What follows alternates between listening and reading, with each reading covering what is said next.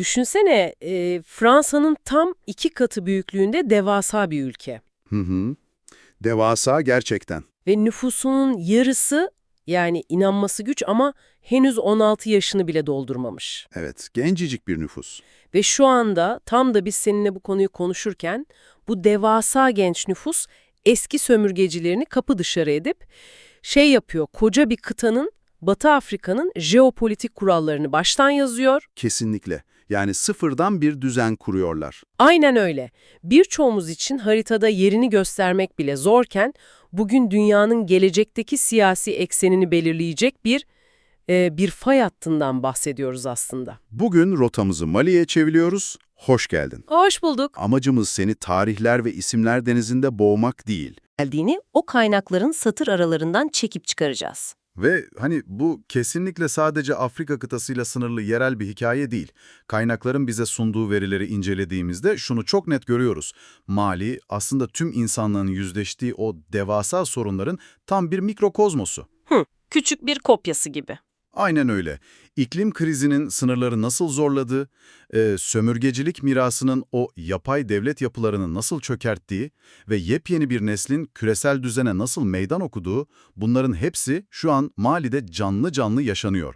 Olayların arkasındaki neden ve nasıl sorularına odaklandığımızda karşımıza gerçekten inanılmaz bir tablo çıkıyor. O zaman bu tabloyu anlamak için işin temeline o acımasız coğrafyaya inmemiz gerekiyor bence.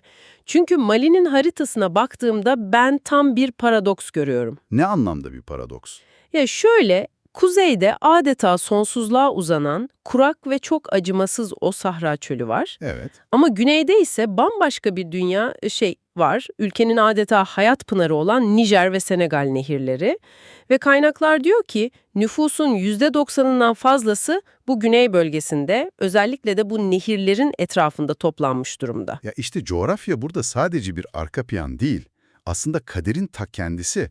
Yani Nijer Nehri'nin işlevini anlamak o kadar kritik ki, Nasıl bir işlevi var tam olarak? şöyle düşün, bu nehir her yıl düzenli olarak taşıyor ve etrafındaki o devasa düzlükleri sular altında bırakıyor. Sular çekildiğinde ise geriye inanılmaz verimli bir mil tabakası kalıyor. Tarım için mükemmel bir şey bu. Kesinlikle. Zaten bu döngü Mali'deki yaşamın ritmini belirliyor. Nüfusun yaklaşık %60'ı kırsal kesimde yaşıyor ve doğrudan tarım veya hayvancılıkla ilgileniyor. Hı hı.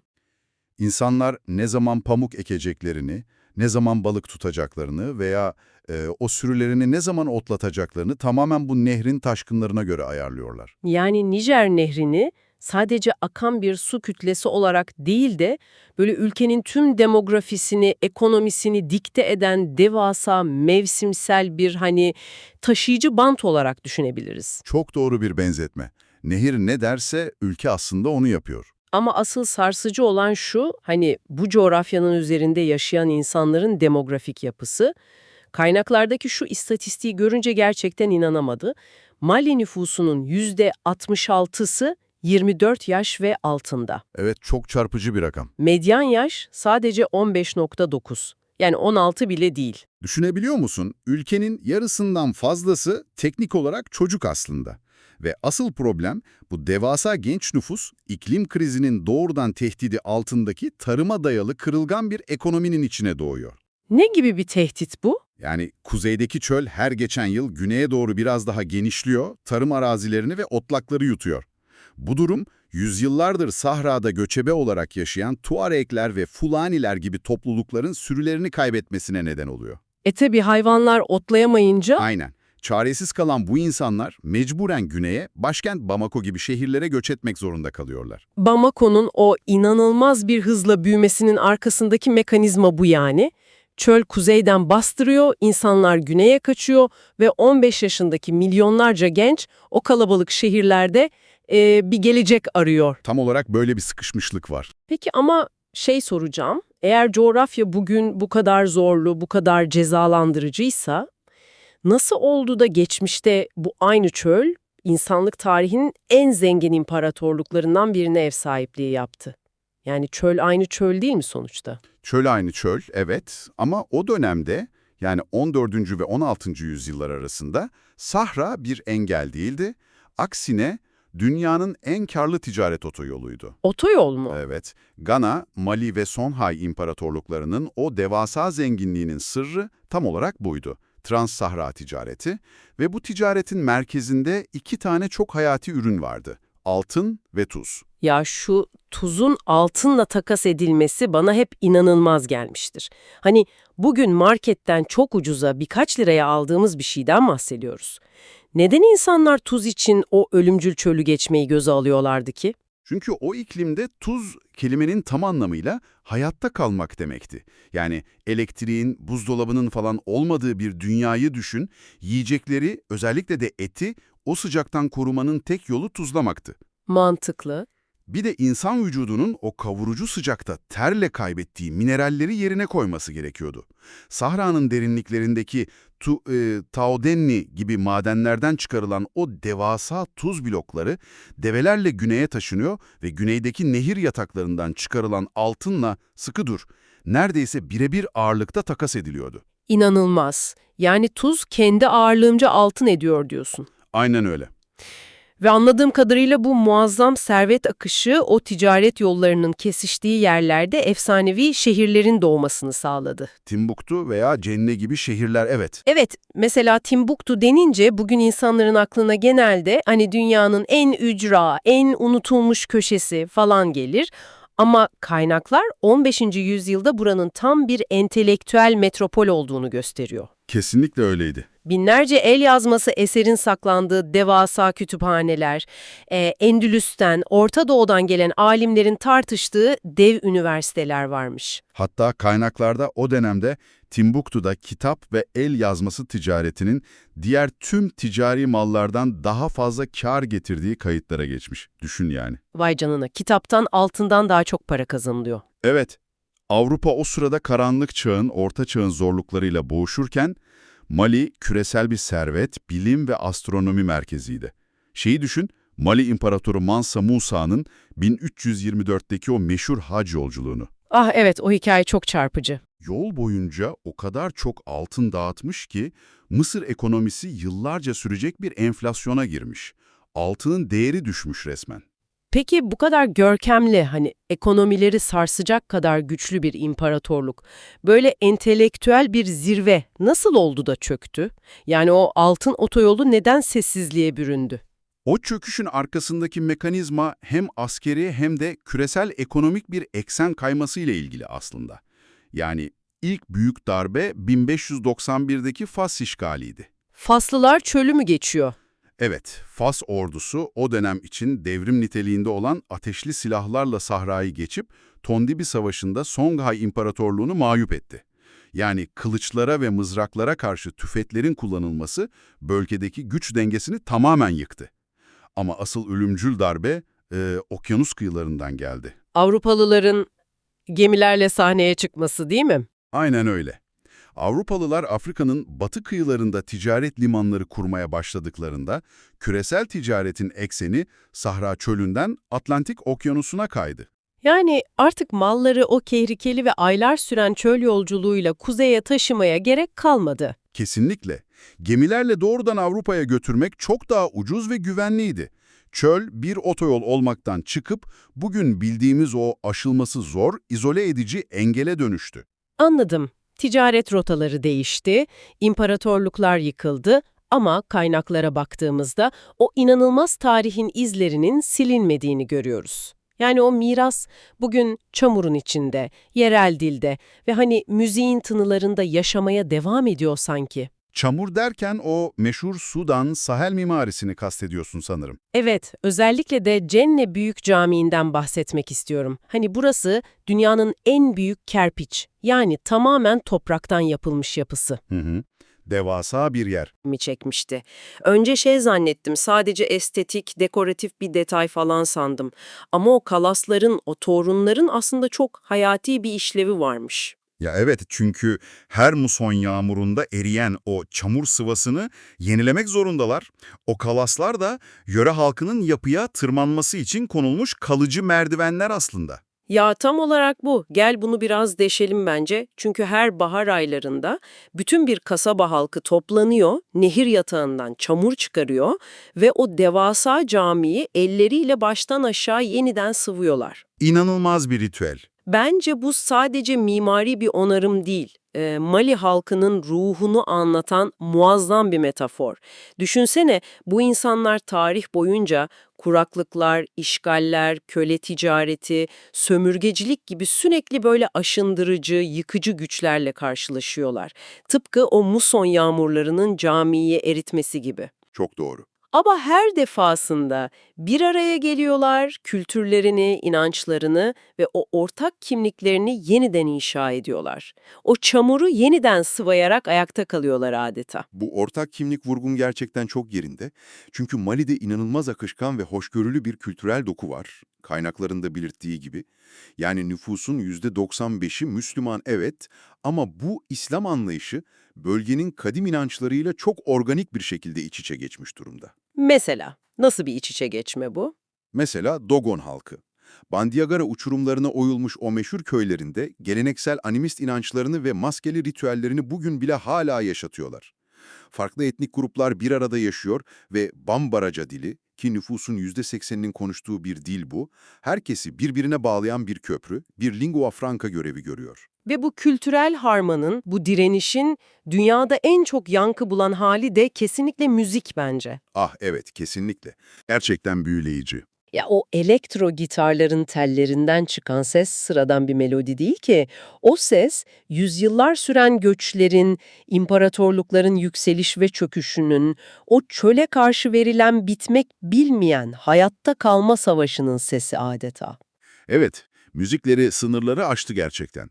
Ama ne yazık ki modern tarihte çamurdan ve notalardan inşa edilen bu miras çok daha acımasız ve yıkıcı bir güçle çarpışmak zorunda kaldı. Sömürgecilik ve onun yarattığı o yapay sınırlar değil mi? O tam olarak o. 20. yüzyıla gelirken işin rengi tamamen değişiyor Mali'de. 19. yüzyılın sonlarında Fransızlar bölgeyi işgal edip buraya Fransız Sudanı adını veriyorlar.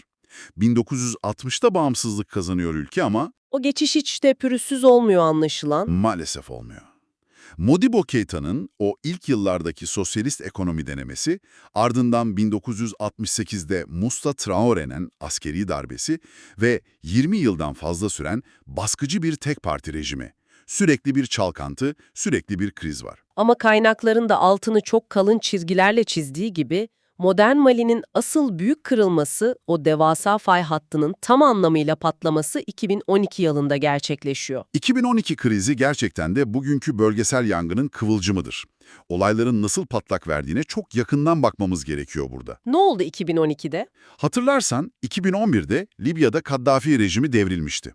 Yıllarca Libya ordusunda paralı asker olarak görev yapan binlerce Tuareg, ellerinde ağır silahlarla ana vatanları olan Mali'nin kuzeyine geri döndüler o dönemde. Yani silahlı, oldukça öfkeli ve savaş deneyimi olan devasa bir güç, zaten zayıf olan bir devletin en kırılgan bölgesine, çöle giriş yaptı. Aynen öyle.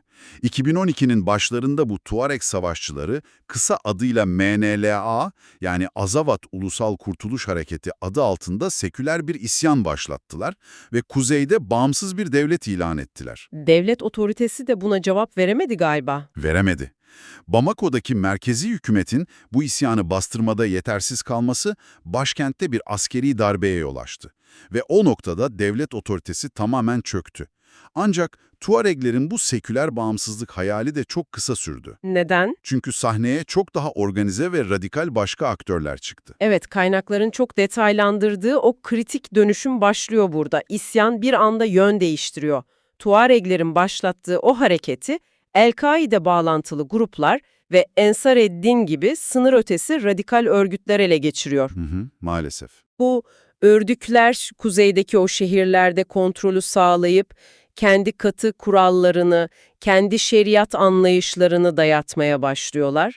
Hatta programın başlarında o büyüleyici kütüphanelerinden ve mirasından bahsettiğimiz Timbuktu'ya girdiklerinde Evet, orası çok dramatik bir an. yüzyıllık türbeleri ve tarihi yapıları putperestlik olarak değerlendirip göz kırpmadan yıkıyorlar.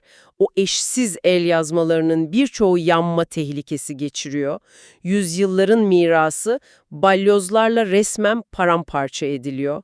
Tabii biz burada kaynakların raporladığı fiziki yıkımı aktarıyoruz. Hani olaylara tarafsız bir noktadan bakarak bu grupların kendi inançları doğrultusunda bunu yaptığını belirtmek lazım. Kesinlikle kaynaklar bu eylemleri örgütlerin kendi şeriat ilanı ve putperestliğe karşı mücadelesi olarak tanımladığını bildiriyor. Biz sadece durumu aktarıyoruz. Ama bu gruplar güneye, başkente doğru ilerlemeye başlayınca çökmek üzere olan o zayıf Mali hükümeti mecburen eski sömürgeci güç olan Fransa'dan acil yardım istiyor. Fransa da hemen müdahale ediyor mu? Evet, Fransa Serval Harekatı adıyla askeri bir müdahale başlatıyor ve bu grupları kuzeydeki şehirlerden çıkarıyor. Ancak mesele çözülmüyor tabii ki.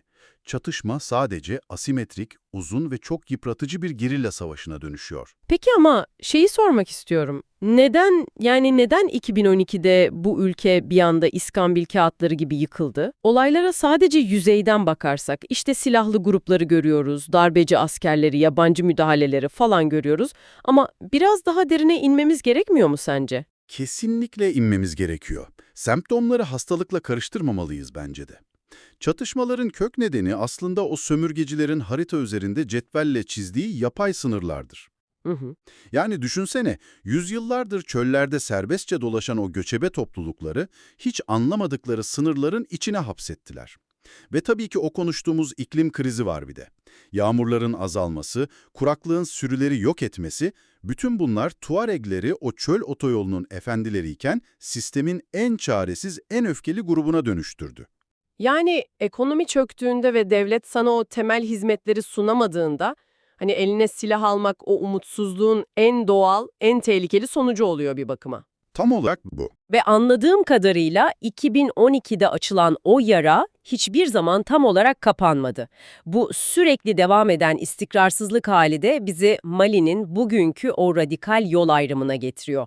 2020'de İbrahim Boubacar Keita'nın askeri bir darbeyle devrilmesi, Evet. ardından 2021'de Assimi Goïta liderliğinde hani kaynakların darbe içinde darbe dediği ikinci bir müdahale, sürekli askeri juntalar başa geliyor, seçimler sürekli erteleniyor ama beni asıl şaşırtan bu askeri hareketlilik değil. Yani ne peki? Junta'nın aldığı sivil ve diplomatik kararlar inanılmaz şaşırtıcı. O kararlar gerçekten tarihi bir kırılmaya işaret ediyor yalnız. Yeni askeri yönetim sadece içeride kontrolü sağlamakla kalmadı, dış politikada ve ulusal kimlikte çok köklü bir temizlik hareketine girişti diyelim. Evet. Mesela Ağustos 2023'te kabul edilen yeni anayasayla 10 yıllardır ülkenin resmi dili olan Fransızca bu statüden çıkarıldı. Bu çok büyük bir olay. Sadece çalışma dili seviyesine indirildi ve yerine Bambaraca başta olmak üzere 13 farklı yerel dil resmi dil olarak kabul edildi. Ya bu inanılmaz bir şey gerçekten. Bu sadece böyle kağıt üzerinde bürokratik bir hamle değil ki.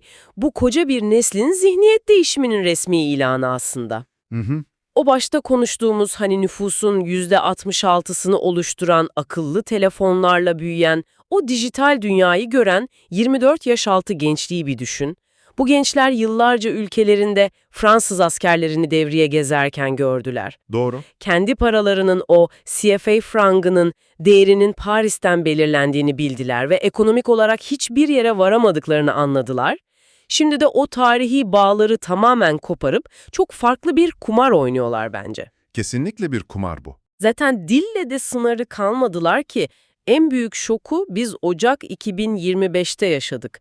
Mali, Batı Afrika'nın en büyük ekonomik ve siyasi birliği olan ECOWAS'tan çekildiğini açıkladı. Evet, bu çok sarsıcı bir gelişmeydi. Ya bir saniye, denize kıyısı olmayan, ihracatı tamamen Senegal veya Fildişi sahilindeki o limanlara bağlı olan bir ülke için bölgesel bir serbest ticaret birliğinden çıkmak resmen ekonomik intihar değil mi? 15 yaşındaki çocuklar komşularıyla aralarına gümrük duvarları örülünce nasıl hayatta kalacaklar? İşte sorduğum bu soru şu an Afrika jeopolitiğindeki en ateşli, en büyük tartışma konusu.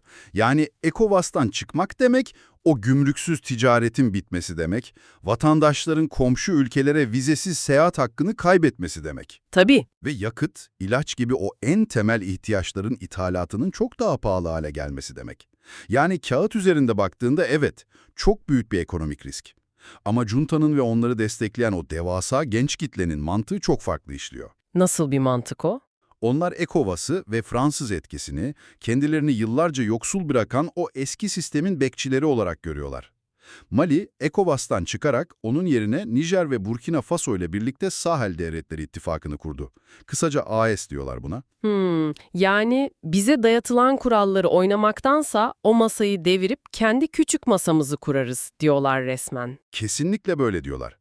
Eğer bunu büyük resimle ilişkilendirirsek, bu hamle, küresel güney dediğimiz ülkelerin kendi kaderini tayin etme sancısının en net fotoğrafıdır. Anladım. Eski uluslararası kurumları reddediyorlar, yüzlerini batıdan çevirip tamamen yeni ortaklıklar arıyorlar. Ama dediğin gibi bağımsızlığın, o kendi kurallarını koymanın faturası çoğu zaman çok ama çok ağırdır. Uluslararası izolasyon, zaten kıt olan o kaynakların daha da azalması ve o bahsettiğimiz devasa genç nüfusun beklentilerinin karşılanamaması gibi çok gerçekçi tehlikeler hemen kapıda bekliyor onları. İnanılmaz bir denge oyunu, yani ipin üzerinde yürüyorlar sanki. İncelememizin sonuna yaklaşırken tüm bu konuştuğumuz parçaları birleştirelim bence. Toparlayalım. Kaynakların bize gösterdiği Mali, hani sadece çölleşmeyle, askeri darbelerle veya krizlerle anılacak bir ülke değil asla. Karşımızda tuzla altını takas edip, Orta Çağ Avrupa'sını kıskandıran devasa bir imparatorluğun mirasçısı var. Kesinlikle. O görkemli kerpiç mimarinin, uçurum kenarındaki yaşamların, sınır tanımayan o çöl hüznü müziğinin ana vatanı burası.